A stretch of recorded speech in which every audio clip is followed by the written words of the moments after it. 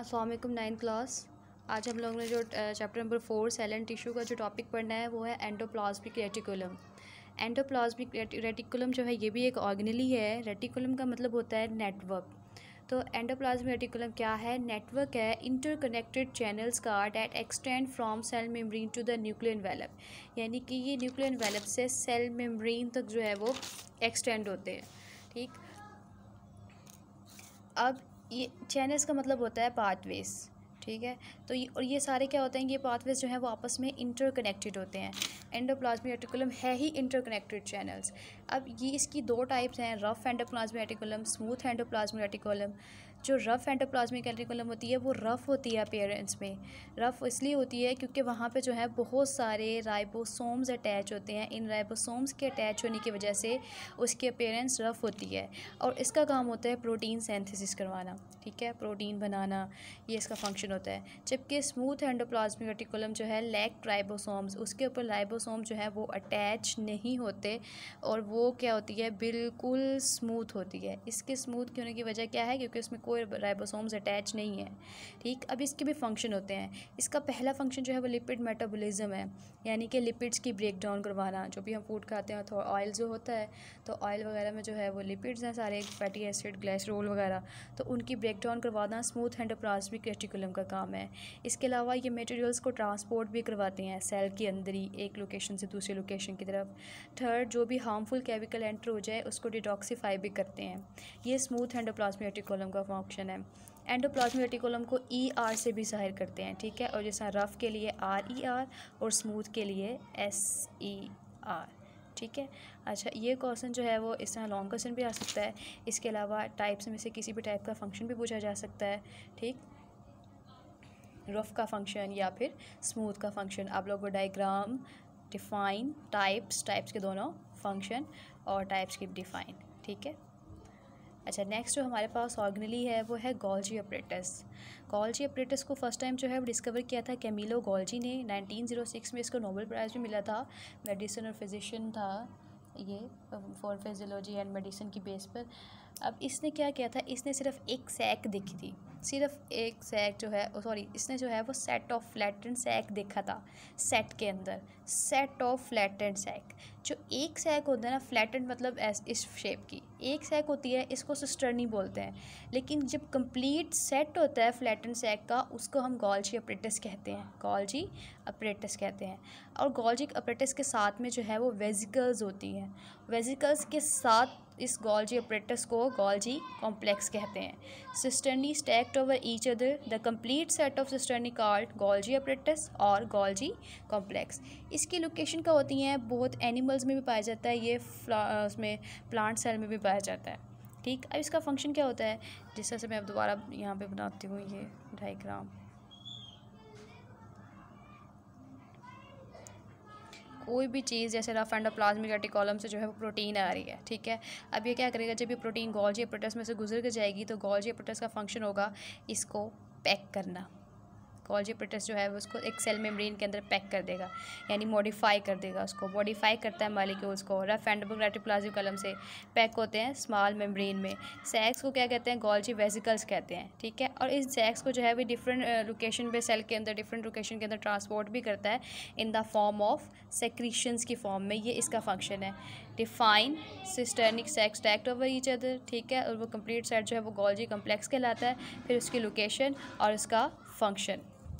Third number पर हमारे पास जो ऑर्गेनेली है उसका नाम है लाइसोसोम। लाइसोसोम जो है वो डिस्कवर किए थे बेल्जियन साइंटिस्ट ने, क्रिस्टियन रेनी डिडेव ने। क्रिस्टियन रेनी डिडेव ने इसको डिस्कवर किया था। ये क्या होता है, single membrane bounded organelle which contain digestive enzyme. एक सिंगल मेम्ब्रेन बाउंडेड ऑर्गेनेली होती है जिसके अंदर डाइजेस्टिव एंजाइम्स होते हैं, मतलब बैग ऑफ डाइजेस्टिव एंजाइम। ठीक है, इसको ऐसे भी कह सकते हैं। फंक्शन क्या है इनका, इनका फंक्शन ये है कि ब्रेक डाउन करवाते हैं फूड को, वेस्ट मटेरियल को विद इन द सेल।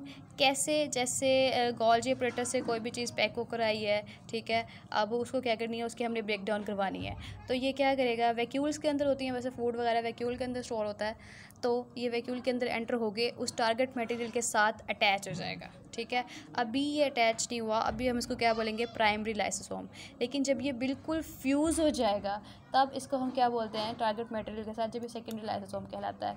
अच्छा, कम्प्लीटली फ्यूज़ होने के बाद ये अपने डाइजेस्टिव एंजाइम जो है सेक्रेट करेगा, और वो डाइजेस्टिव एंजाइम जो है किसी भी मटेरियल को, इसके टारगेट मटेरियल को ब्रेक डाउन कर देंगे पीसेस में, ठीक है। ये इस तरह फंक्शन अपना परफॉर्म करता है। इसका अक्सर क्वेश्चन भी आता है, फंक्शन ऑफ लाइसोसोम। ये डायग्राम जो है वो कंपलसरी होती है। सेंट्रियोल्स, ये भी हमारे पास जो है वो एक ऑर्गेनली है, सॉरी, इसमें जो लाइसोसोम है, रैनी डेडिव को भी प्राइज़ मिला था 1974 में, नोबेल प्राइज़ मिला था, और इसको ये भी मेडिसिन और फिजियोलॉजी की बेस पर ही मिला था इसको। अच्छा, इसके बाद हमारे पास जो है वो सेंट्रियोल। सेंट्रियोल का जो है, सेंट्रियोल क्या होता है, ये भी हमारे पास एक ऑर्गेनली है। ये होलो एंड सिलेंड्रिकल ऑर्गेनली होती है। होलो सिलेंड्रिकल कैसे, मतलब एक सिलेंडर की फॉर्म में होती है ये, ठीक है, और होलो होते हैं। अब ये क्या होती है कि each centriole has a 9 triplet of microtubules.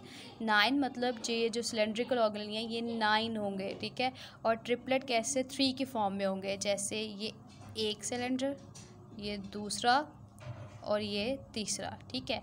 इस तरह के 9 मिलकर जो है वो एक सेंट्रियोल बनाएंगे। 1 2 3 4 5 6 7 8 9, ठीक है।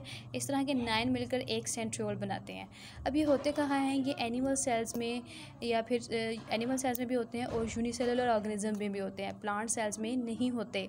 एनिमल सेल्स में या फिर ये मतलब यूनिसेलुलर में कहाँ होते हैं, न्यूक्लियस के बाहर, जिस तरह ये सेल है और सेल का न्यूक्लियस है, न्यूक्लियस के बाहर एक्सटीरियर सरफेस पर प्रेजेंट होते हैं ये, ठीक है।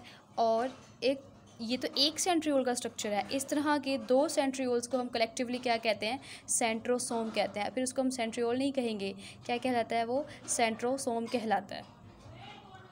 सेंट्रियोल्स के फंक्शन है, सेंट्रियोल जो है मोस्ट इंपॉर्टेंट ऑर्गेनली है। सेंट्रियोल का फंक्शन है कि formation of spindle fibre, spindle fibre बनाते हैं। अब ये स्पिंडल फाइबर क्या होते हैं, ये जो है थ्रेड लाइक स्ट्रक्चर्स होते हैं। जब सेल डिवाइड हो रहा होता है, एक सेल से 2 सेल बन रहे होते हैं, ये आप लोग माइटोसिस मियोसिस से चैप्टर नंबर 5 में पढ़ेंगे। जब माइटोसिस मियोसिस हो रही होती है, सेल डिवाइड होता है, तो स्पिंडल फाइबर्स बनते हैं। Spindle fibre major role play करते हैं सेल की डिवीजन में, ठीक है, सेल को अरेंज करवाने में। तो ये जो स्पिंडल फाइबर बनते हैं ये किसकी वजह से बनता है, ये सेंट्रियोल्स बनाते हैं, ठीक, सीलिया सेल डिवीजन के दरमियान। और जब फॉर्मेशन हो रही होती है सीलिया एंड फ्लैजेला की, ये भी इसका मोस्ट इंपॉर्टेंट फंक्शन होता है, ठीक है, cilia and flagella. Cilia and flagella क्या होते हैं, ये इतना स्ट्रक्चर में फंक्शनिंग का सेम होता है, दोनों का मूवमेंट में हेल्प करवाते हैं, ये दोनों मूवमेंट में हेल्प करवाते हैं, ठीक है।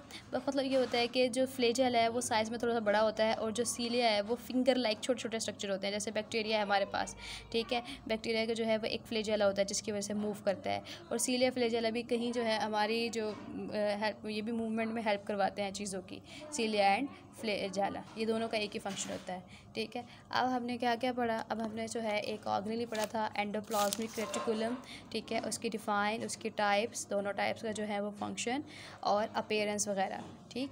उसके बाद हम लोगों ने पढ़ा था गोल्जी ऑपरेटस। गोल्जी ऑपरेटस जो है वो इसका डिस्कवरी, सिस्टर्नी की डिफ़ाइन, खुद गोल्जी ऑपरेटस की डिफ़ाइन, लोकेशन, उनके फंक्शंस, ठीक। फिर हमने पढ़ा लाइसोसोम, कि लाइसोसोम क्या होता है, बैग है, एक सिंगल मेम्ब्रेन बाउंडेड ऑर्गेनली है जिसके अंदर डाइजेस्टिव एंजाइम होते हैं, इसको बेल्जियन साइंटिस्ट ने डिस्कवर किया, ठीक है। उसके बाद जो है ये ब्रेक डाउन करवाता है फूड, इसका फंक्शन वगैरह पढ़ा। अभी यहाँ पे क्वेश्चन है, लेट्स थिंक कि अगर लाइसोसोम जो है वो बर्स्ट हो जाए इनसाइड द सेल तो उससे क्या होगा। तो देखें, अगर लाइसोसोम जो है, मैंने आपको पहले बताया, बैग कह रहे हैं हम इसे डाइजेस्टिव एंजाइम का, तो पूरे सेल में एंजाइम इधर उधर फैल जाएंगे और हर चीज़ को क्या करेंगे, उनके साथ फ्यूज़ होकर उनको डाइजेस्ट करेंगे, जिसकी वजह से सेल ही बर्स्ट हो जाएगा, ठीक है। तो ये फिर हमने ये वाला ऑर्गेनेल पढ़ा। उसके बाद हमने सेंट्रियोल्स पढ़ा कि डिफाइन के होलो एंड सिलेंड्रिकल ऑर्गेनेल्स होते हैं, कहाँ होते हैं, यूनिसेलुलर्स में भी होते हैं, एनिमल्स में भी होते हैं, प्लांट्स में नहीं होते। और ईच सेंट्रियोल जो है वो 9 ट्रिपलेट्स ऑफ माइक्रोट्यूब्यूल्स का बना होता है। और ये ट्यूब्यूल्स किसकी बनी होती हैं, ये ट्यूबुलिन प्रोटीन्स की बनी होती हैं।